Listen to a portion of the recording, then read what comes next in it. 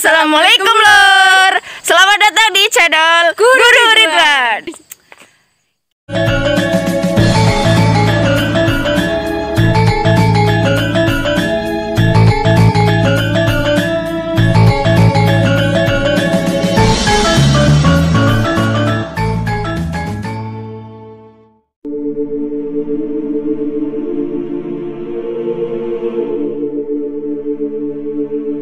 Jayabaya adalah seorang raja Kediri yang memerintah sekitar tahun 1135 sampai 1157, yang terkenal karena ramalannya, terkenalnya karena tersirat namun akurat di era sekarang.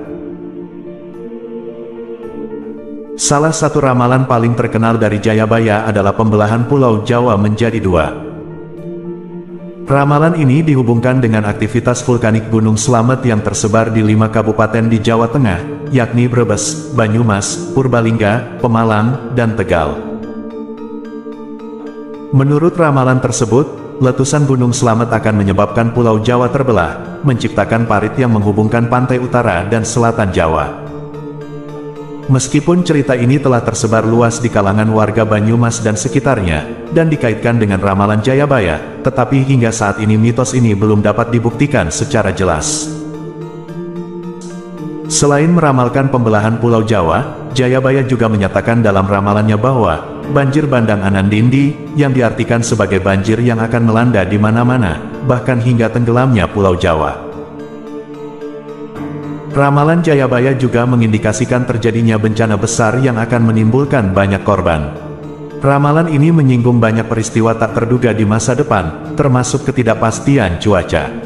Ramalan tersebut tertulis dalam beberapa naskah antara lain Serat Jayabaya Musarar, Serat Pranitiukya, dan lain sebagainya.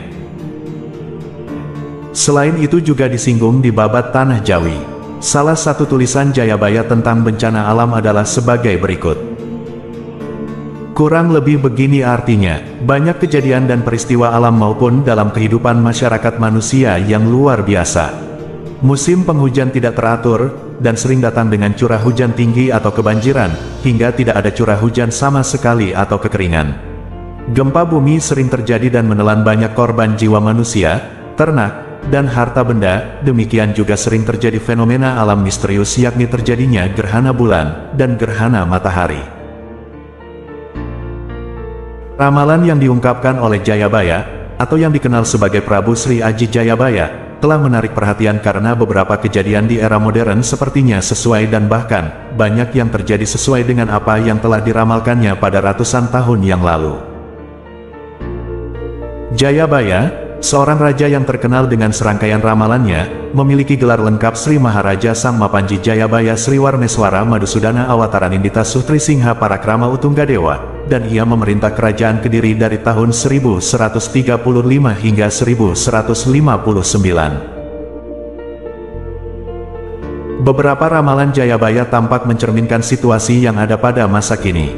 Misalnya, ramalan mengenai kesulitan ekonomi, dan persaingan yang semakin ketat dalam mencari nafkah di masyarakat yang semakin modern dan kompleks.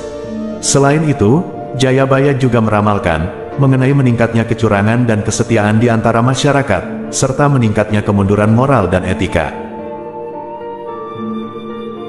Ramalan lainnya seperti anak berani melawan bapaknya dapat diartikan dalam konteks pergolakan politik atau sosial di mana generasi muda menantang otoritas yang sudah mapan.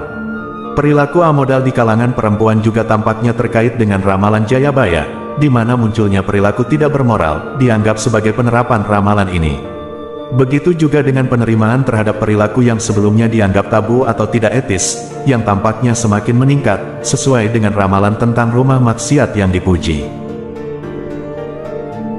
Kesenjangan sosial dan kemiskinan yang masih menjadi masalah di Indonesia juga tercermin dalam ramalan Jayabaya, yang menyebutkan bahwa banyak orang lapar dan telanjang. Demikian juga dengan peningkatan perdagangan ilegal, atau barang-barang terlarang, serta perubahan iklim dan pola cuaca yang tidak menentu, yang bisa menjadi penjelasan bagi ramalan mengenai masa di mana hujan turun di saat yang tidak tepat. Penting untuk diingat bahwa meskipun beberapa kejadian tampak sesuai dengan ramalan Jayabaya, interpretasi terhadap ramalan tersebut bisa bervariasi dan beberapa di antaranya mungkin merupakan kebetulan semata. Berikut juga, Ramalan Jayabaya tentang Satrio Wirang dan Satrio Piningit. Prabu Jayabaya Raja Kediri menyebut setiap gunung selamat bergemuruh, Satrio Wirang bakal muncul.